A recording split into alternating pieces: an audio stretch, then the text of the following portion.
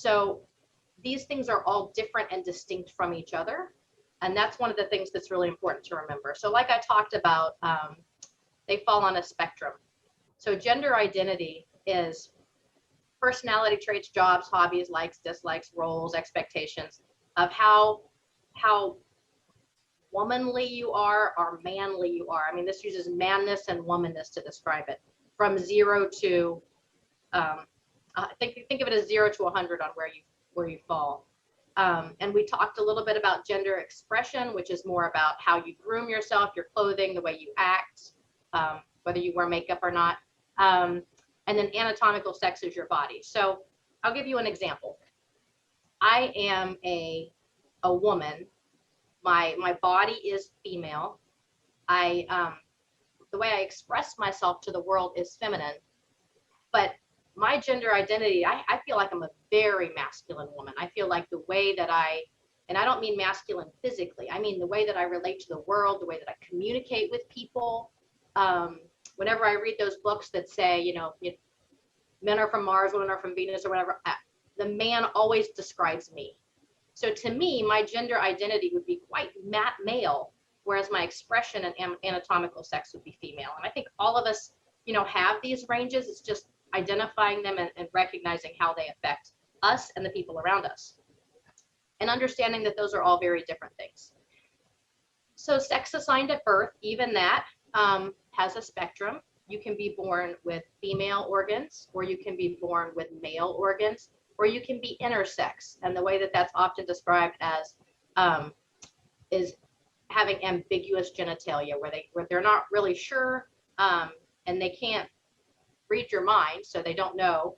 And it used to be many years ago when people were born intersex, they just made them female because that was a simpler surgery.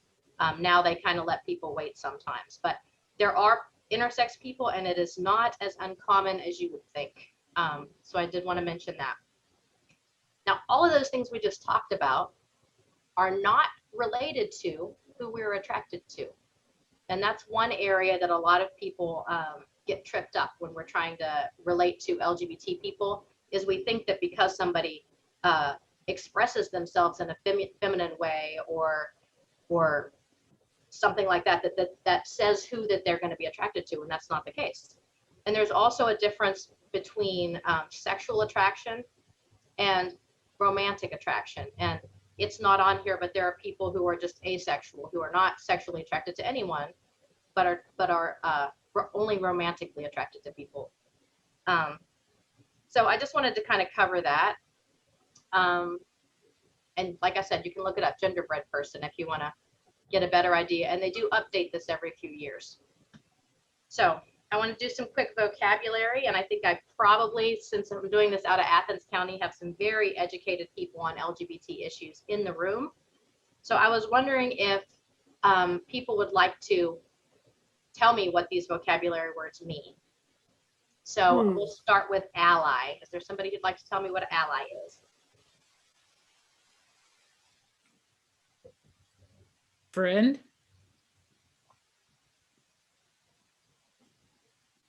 Is an ally a friend? Yes, an ally is a friend. An ally is, so when we're talking about LGBT issues, they're usually people who think LGBT people are, that usually you think that LGBT is a social issue, and it is something we want people to be treated fairly. And we make sure that we speak up if something would come up. So yes, an ally is a friend. An ally could be LGBT, and they could be a straight person who is a friend of LGBT people, which is usually what people use that word for. Okay, cisgender versus transgender. Cisgender is what's normally considered normal or traditional, or I don't know what you call it. And transgender is not. I mean, transgender is wanting to be or changing to the other gender. Mm-hmm. So cisgender absolutely means that your body matches who you are in your head. Okay. And transgender means the opposite. So yeah, that's exactly right. How about closeted? Closeted means you're not out. The way you feel is not, you're not expressing the way you really feel Right. for And whatever reason. I would say that it's very easy to not understand um, the difficulty in being closeted. If you are closeted, that means you can never be yourself. You can never say who you are, and that drives a lot of people to there are much higher instances of teen suicide and things like that when people are closeted because they're having to hold who they are inside. So would we refer to like closeted as society, like closeting people, or is it kind of relates to both, like personally and the pressure of? I'm sorry, say that last part again. Like just closeted meaning personally feeling that way, not to share, and then also like society putting that pressure to feel closeted. Is that kind of, you can look at it on like both ways, or? Yeah, I think society encourages us to be closeted and encourages LGBT people to be closeted, and families encourage that with the things that they say. So when we talk about closeted, we're usually talking about the person, but society and culture and family absolutely influence people to be closeted. How about coming out? Somebody else.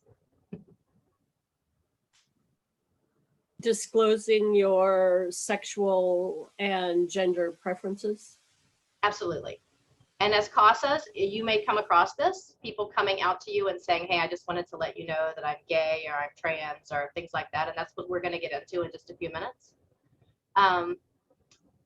Cross-dressing versus transvestite. Does anybody know this? If you don't, I can just tell you. I can just talk about it. Go ahead. Okay. So cross-dressing is the more modern word. I would say the one that we probably want to use whenever there is a person who dresses as the opposite gender for entertainment or for comfort or for any reason. There's a difference between a transgender person and a cross-dressing person. Somebody can cross-dress and be cisgender and straight, whereas a transgender person actually feels like the opposite sex. And transvestite's really a word we don't use anymore, but I wanted to put it in here so that you know, if you see somebody who's cross-dressing, that you use the right term. Okay, gender roles, and I'll just talk about this. This is just the expectations of society. So going back to talking about closeted, there's just expectations to the way boys and girls are supposed to act, that whether or not we want them to be there, they're there, and they can put pressure on the kids that we're working with. Almost done with vocabulary. I know it's kind of boring, but I think it's important. Heterosexual privilege is what all heterosexual people have.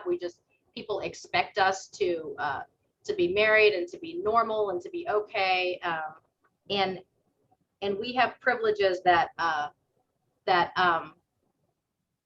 LGBT people often do not have. There's not you're assumed to be together. You're assumed a lot of things. So just understanding that there is a thing that's heterosexual privilege that LGBT people don't have is important. And I threw the word lifestyle on here. Some of us may have learned growing up that being LGBT is a lifestyle.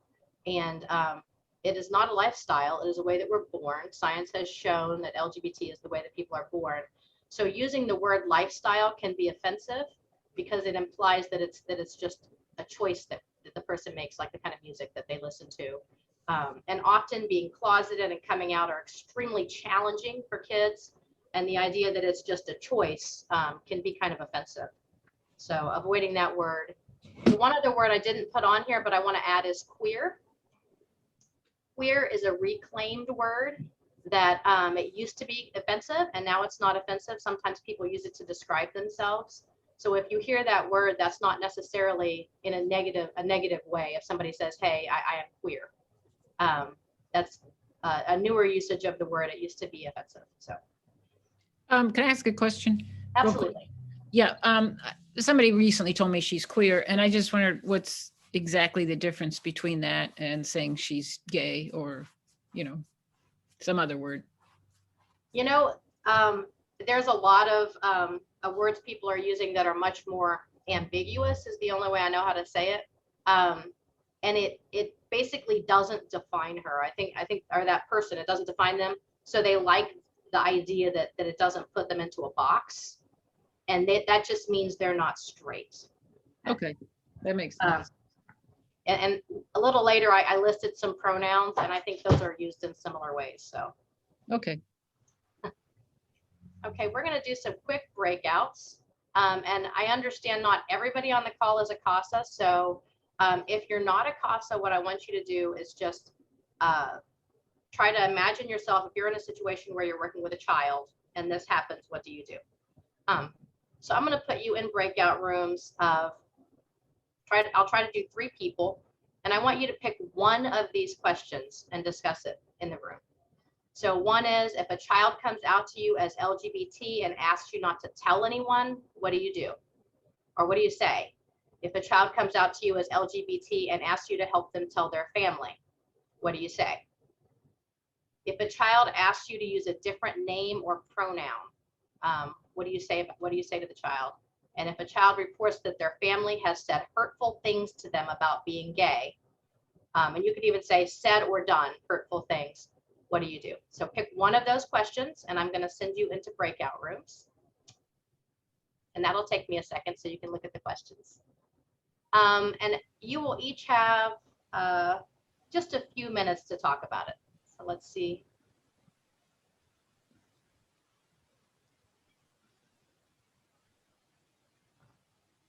So you'll have 2 to 3 people in your room, and I'm going to leave you in the breakout room for about 6 minutes.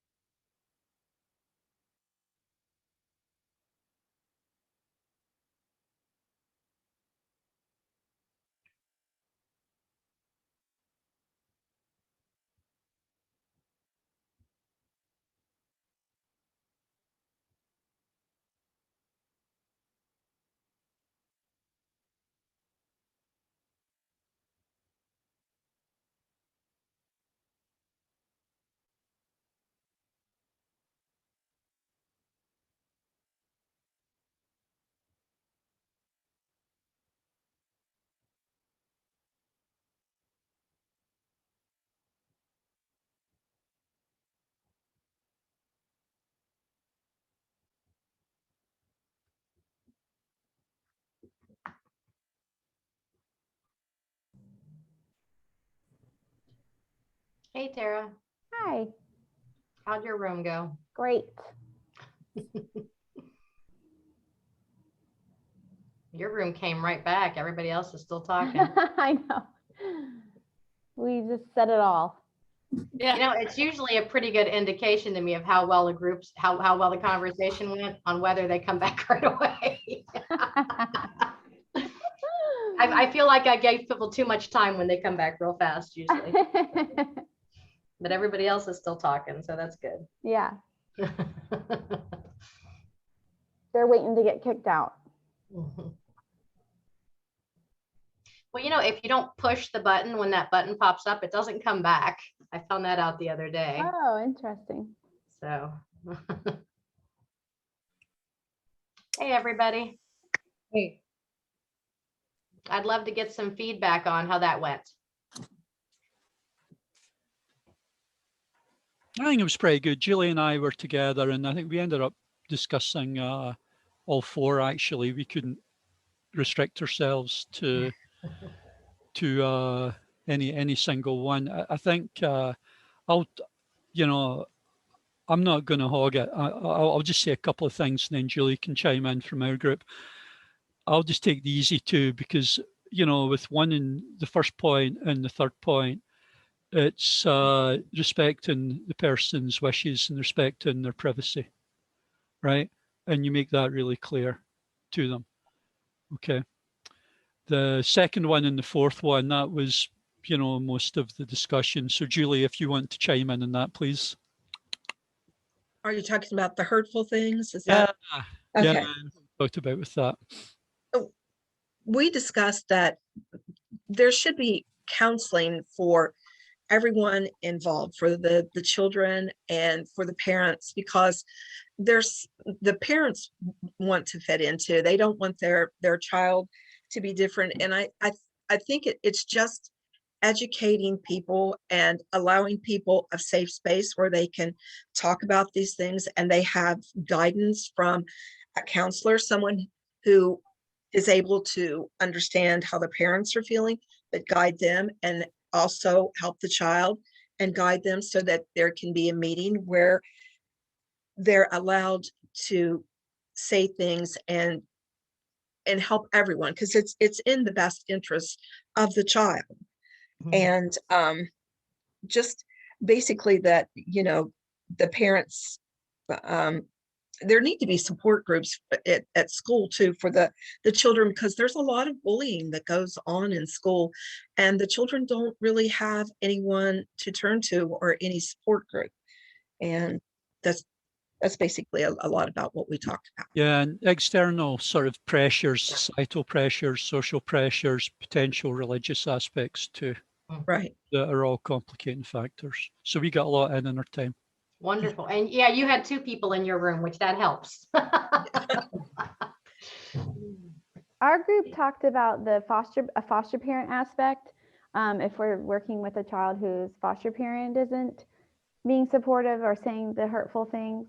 And we kind of said, you know, there's a typical protocol with that, right? Like the CASA says, you know, to the volunteer coordinator, like the child said this is happening in the foster home and they're saying mean things, or they're not letting them pick out the clothes they want. I remember a child who wanted to go shop in the boys' clothing section, and the foster parent had a really hard time with that. She was a girl, you know, so I think it's really important in those instances that we can share support or information or, you know, literature for the foster parent training. I know we talked about that they do go through a certain amount of training in their you know, to become a foster parent, but like any training, it's something that maybe needs to be reminded, you know, how long was that training? Has it been in their mind of what they're supposed to do in that instance? So, and understanding that might be a hard concept for a foster parent to understand, but really knowing that it doesn't matter. You know, we really are advocating for the child, and it's like you had said, it's really important in that first moment of them coming out or sharing these feelings that acceptance is there and support is there in that instant that it happens. So sometimes it can be almost too late if we don't prepare the caregivers for how to respond in the moment of a child coming out. Very nice. Somebody else. Maybe another group.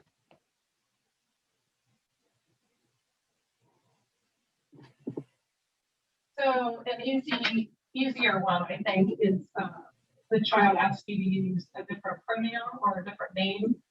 And obviously you want to do that, use whatever pronoun they want. But we did discuss the difficulty in understanding it, remembering it, and it's helpful when the person who wants to be called have a different pronoun that they are open to explaining so that there's education going both ways. But that my example myself, after 50 years of using a certain pronoun, it will take some trial and error and understanding on both sides to get where we all need to be. Mm-hmm. Yeah, it's challenging. Some of the pronouns are very challenging. I do have a slide on a few of them down a little lower. I think there's at least one more group I'd love to hear from. We chose the third question, the pronoun, and we all said, you know, of course we would use that, and related some experiences we had.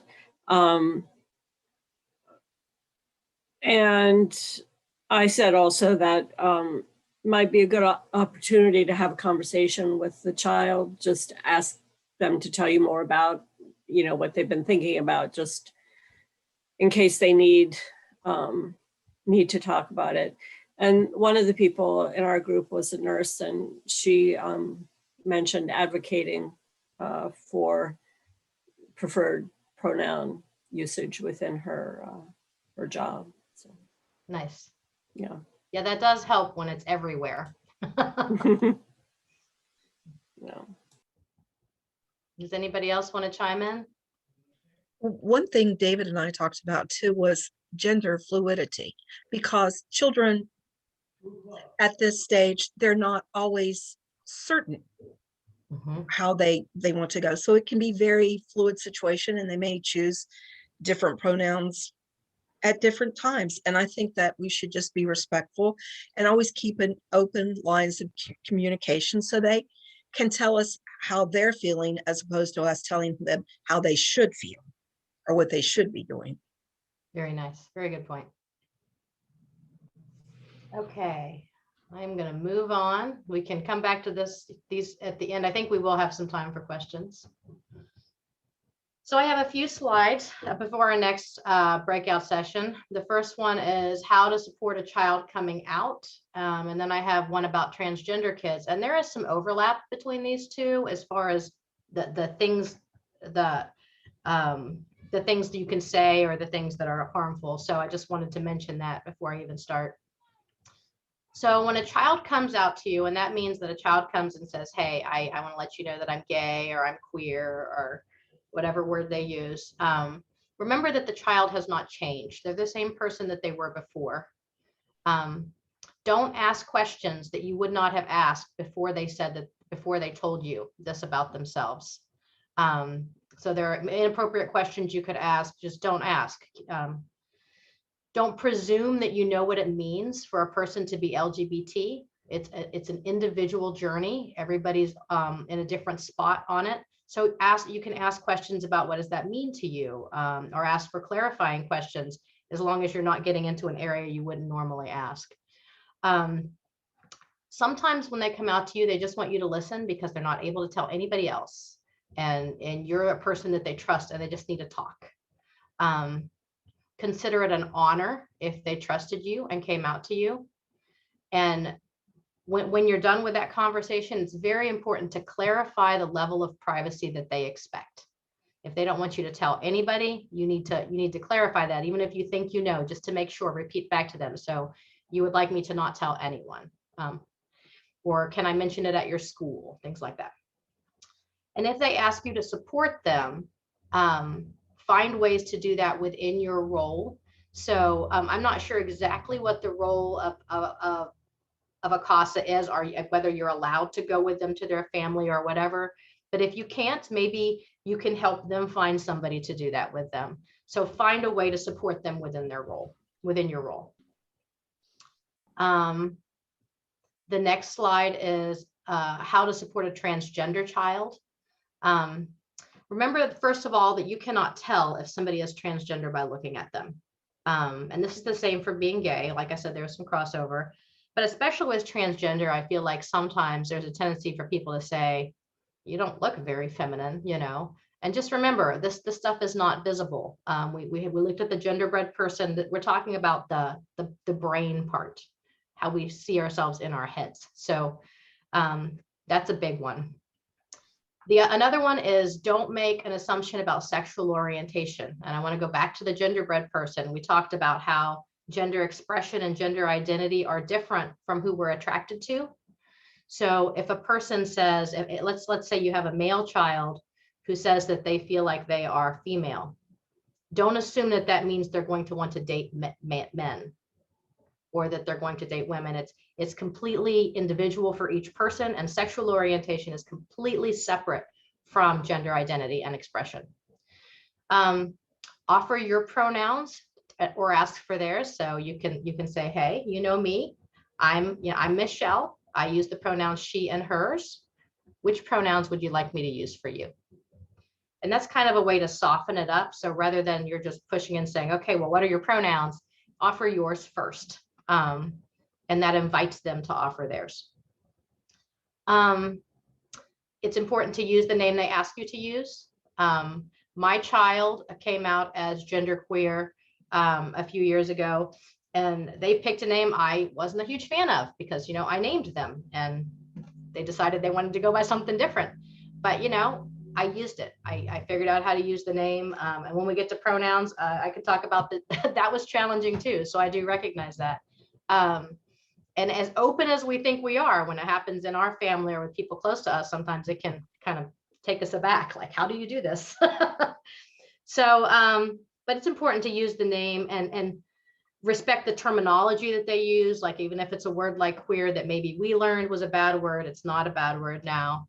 And as somebody, I think it was Julie said, be patient as they explore our question. Understand that they're kids, they're learning, they're growing. They may go through several different, you know, titles or labels as they figure out where they're at.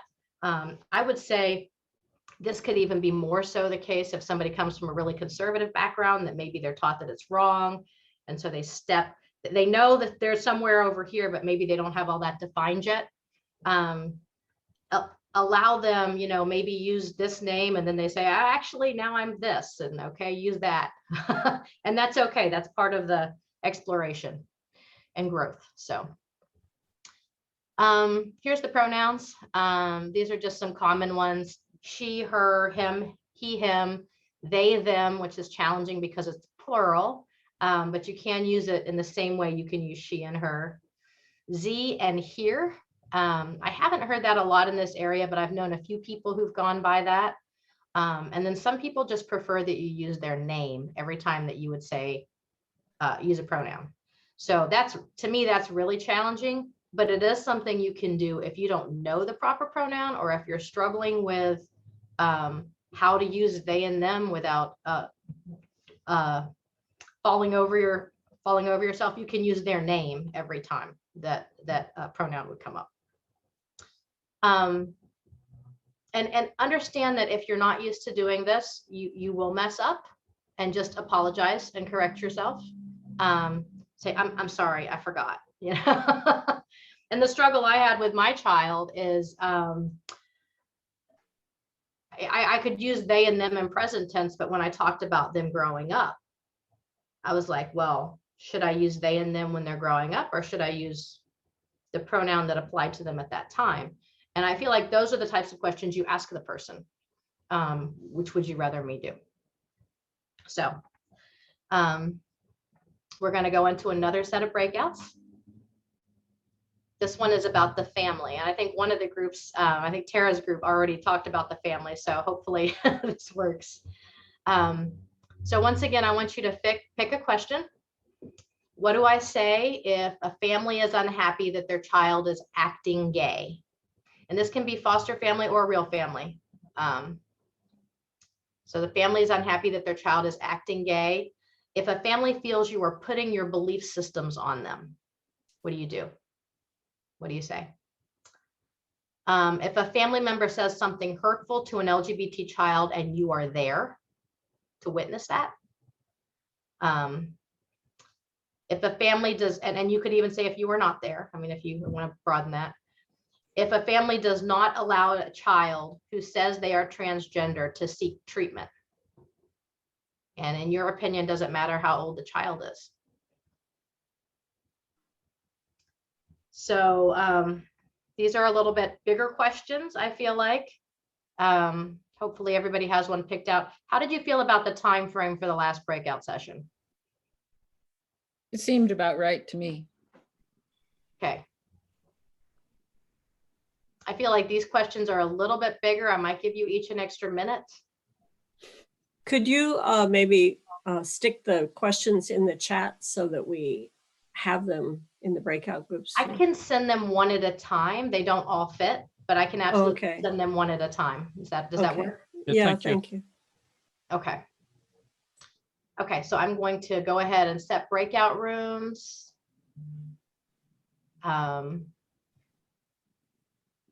Hang on a second. I'm going to recreate them so that you get different people in the rooms.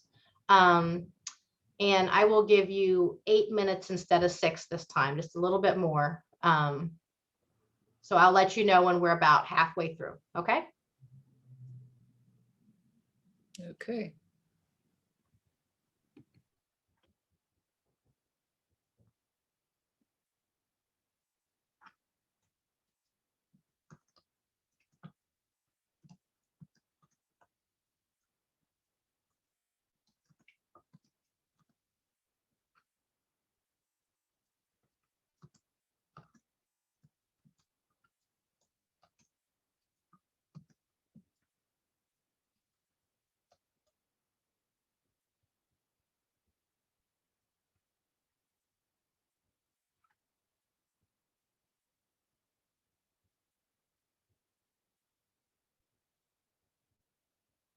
Catherine, are you still here?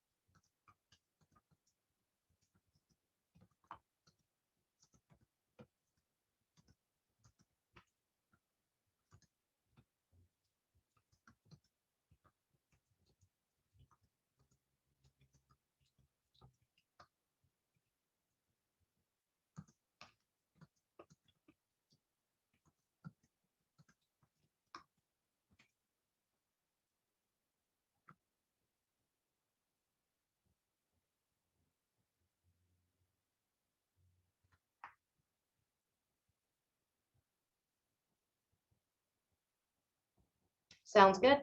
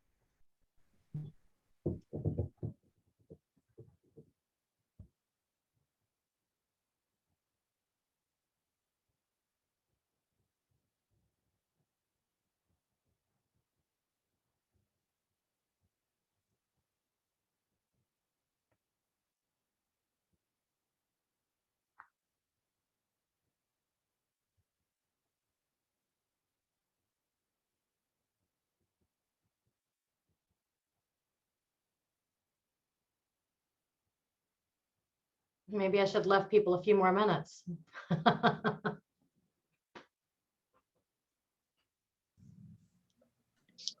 Hello, everybody. We're back. I'd love to get some feedback from the talks you had.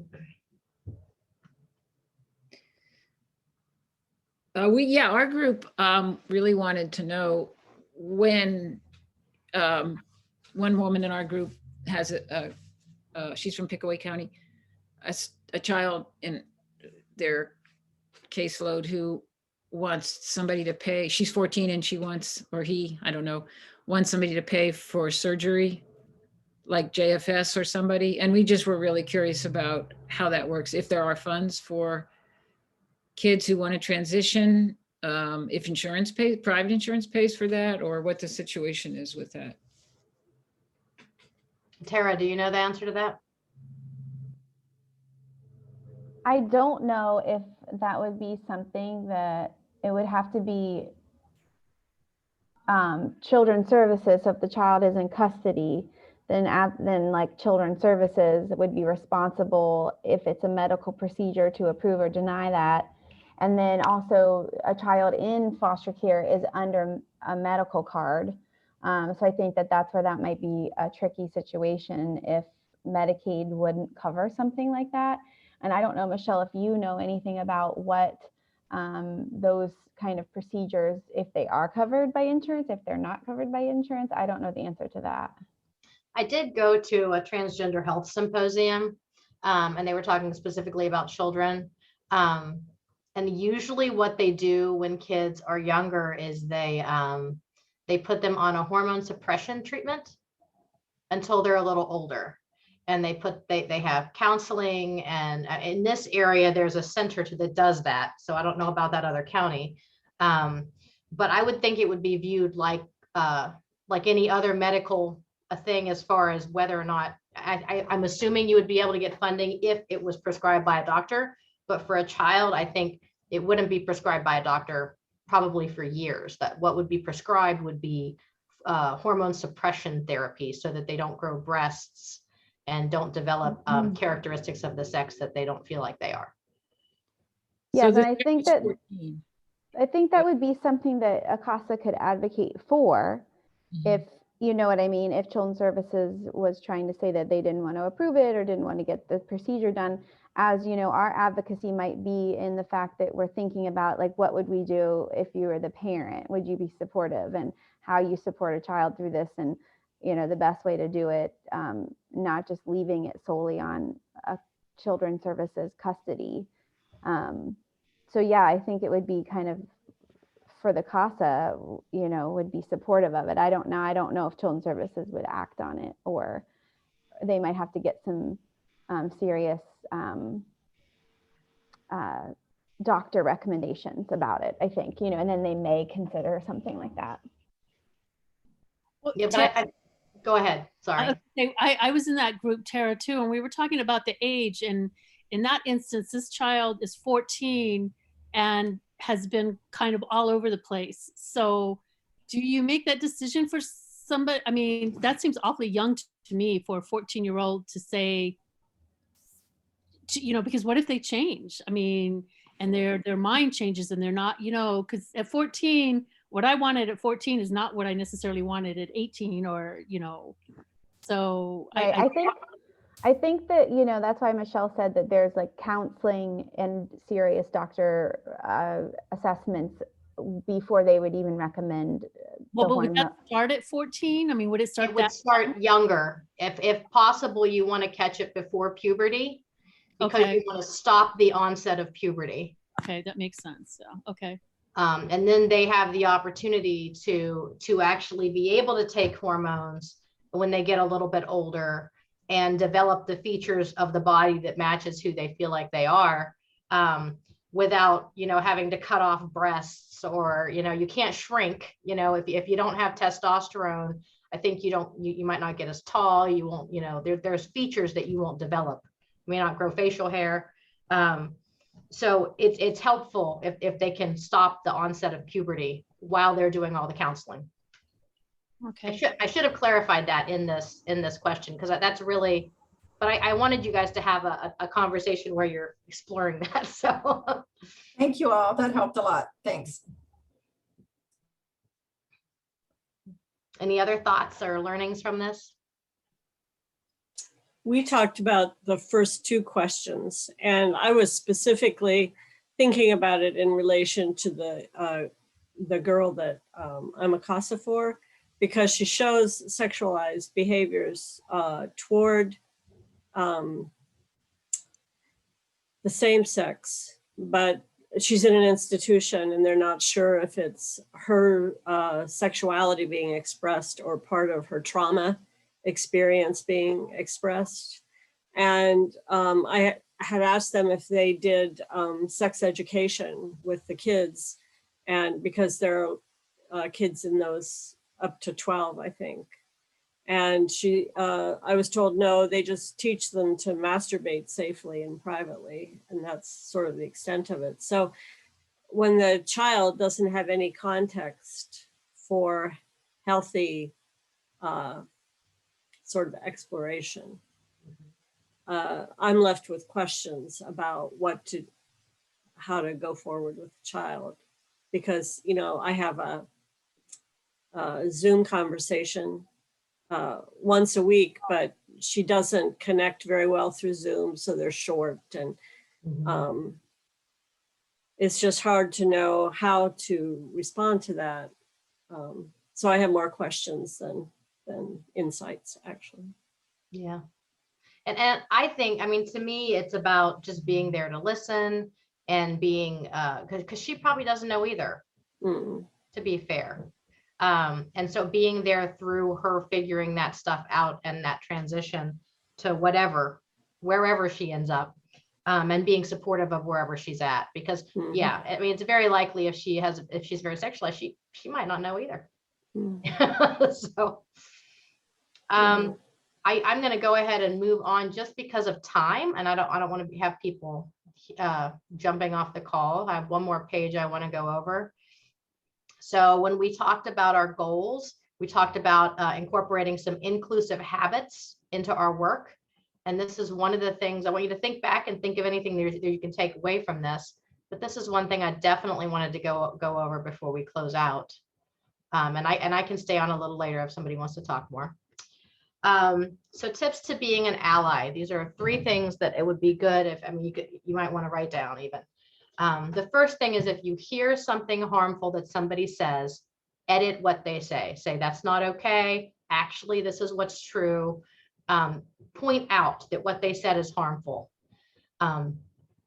Echo a response if somebody has already spoken up, and say, she's right. I agree with that. So you edit the harmful things, you echo and support somebody who has spoken up, and then educate. So, we went over some very basic concepts, and those are just some things that a lot of people don't have about LGBT issues. So to be able to educate and understand that the person saying the harmful thing probably is not trying to be harmful. Maybe they just don't know. And so saying, actually, that's not the case. This is actually the case. And this is a really good way to be an ally and be helpful for kids, is just to step in when you see those things happen. Or even if you hear about those things, to go in and say, well, this is what I understood happened, and this is actually the way that I understand it. So I wanted to pop this up before we ran out of time, which we're about done. So I wanted to put this slide in. This is the most important slide of the presentation. And I don't think it applies to anyone here, but if you are a person who you feel like that you really can't help an LGBT child, it's really important to be open about that and have that conversation with your CASA leadership. So you're not put in a family with an LGBT child, and you need to have an action plans for what you're going to do in a situation where a child comes out to you, whether that is to find somebody else that can help the kid. So you need to have open, frank conversations about, hey, this goes against my belief system. It doesn't make me comfortable. And then have an action plan for what to happen if that happens. And I believe that is the most important slide of the presentation. So, and honestly, my mom is like that. My mom is a therapist for children, and she has learned that if a kid is coming out and she really truly believes they're coming out, she will refer them to another therapist. And that's okay. But you just need to know what you're going to do. So we're right at 1. So if anybody has to get off, you can. And if anyone wants to stick around, I will stick around and answer whatever questions. Thank you, Michelle. Thank you. That was great. I didn't Thank know you. if anybody wants to stay on. Michelle and I will stay on for just a couple more minutes. If not, we'll see you guys later. Thank you. Yeah. Thanks. Yeah. I have a question, but it's more indirect. So I'm going to wait and see what other people say, because it's more of a communication thing.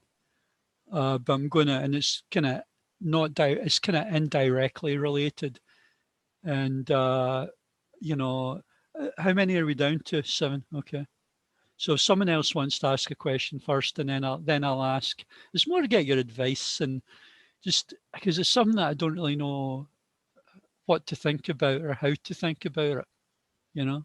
Okay. Do you want to just go ahead? I think you should just go ahead. So I've got a friend in Scotland. Surprise, surprise. And she's actually like pretty well known, because she's like a politician in Scotland.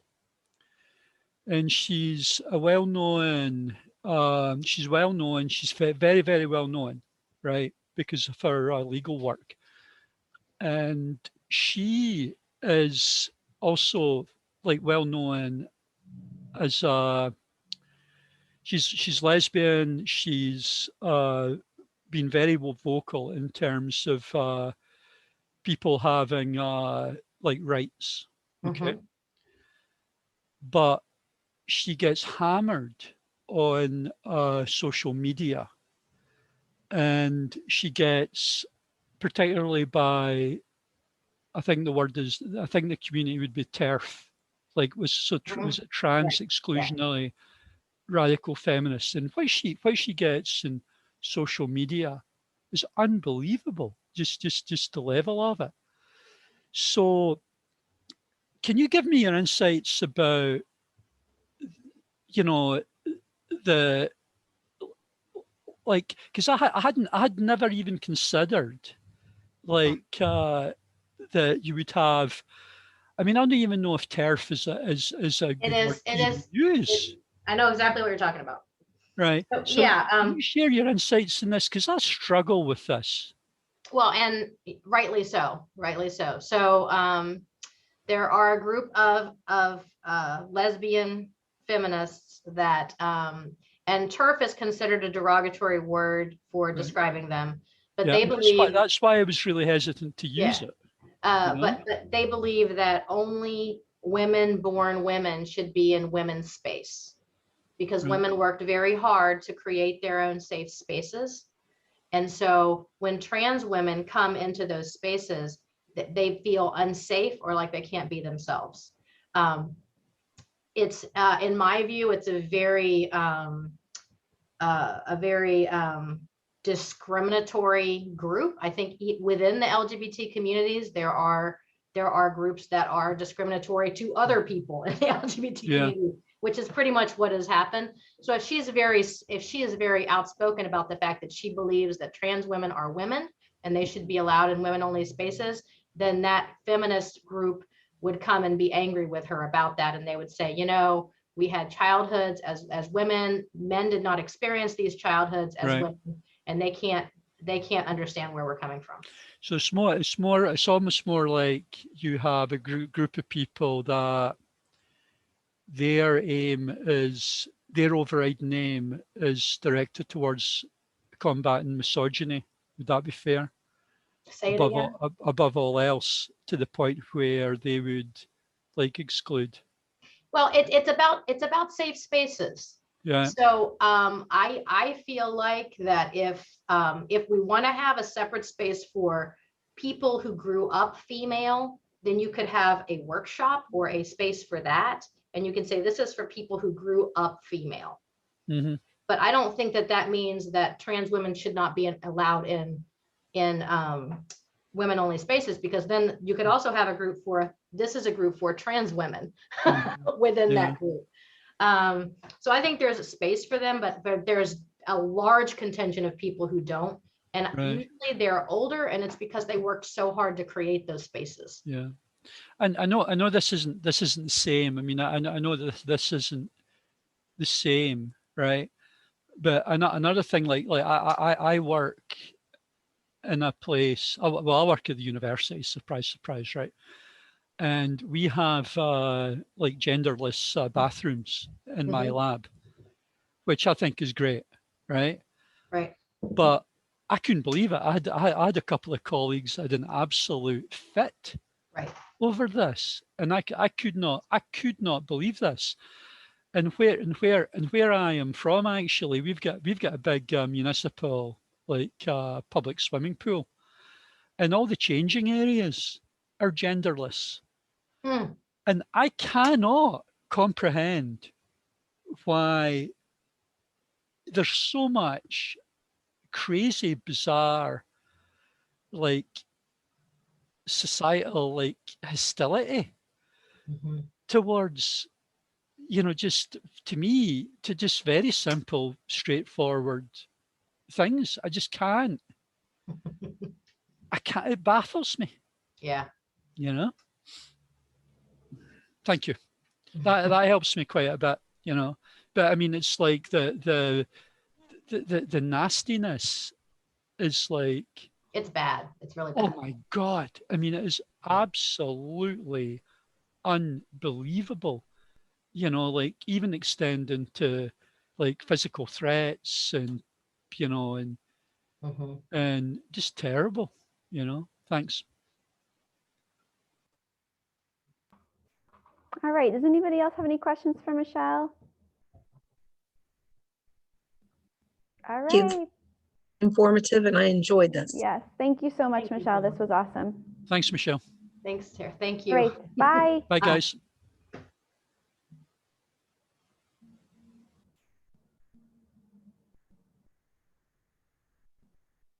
And Catherine was only able to about half listen. Yes. Catherine, did you have any questions? I think she just wasn't. I able- didn't, Tara. Okay. Thank you for asking. Okay, I great. was Yes, able to and we listen did first half. we did record it, and so Jenny can I'll let Jenny get in touch with you on how you can see that. Awesome. Thank you so much. I Okay. appreciate it. Yeah, of Thank course. you, Michelle. Thank you. Bye. Bye. Bye. Thanks, Michelle. That was great. I think that was perfect for what we needed. Awesome. Thank you. You're welcome. Thank you so much. We'll talk soon. Thanks. Bye-bye. Bye.